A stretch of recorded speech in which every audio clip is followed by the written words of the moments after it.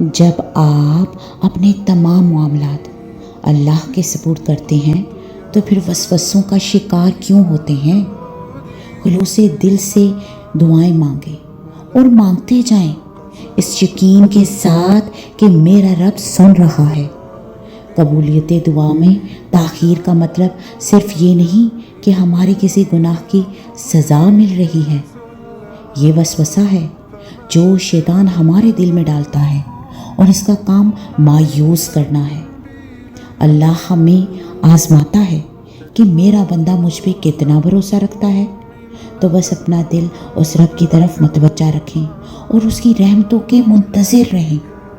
اس کے ہاں دیر ہے نہ ہی اندھیر ہے، اور تمہارے رب نے کہہ دیا ہے کہ مجھے پکارو، میں تمہاری دعائیں قبول کروں گا۔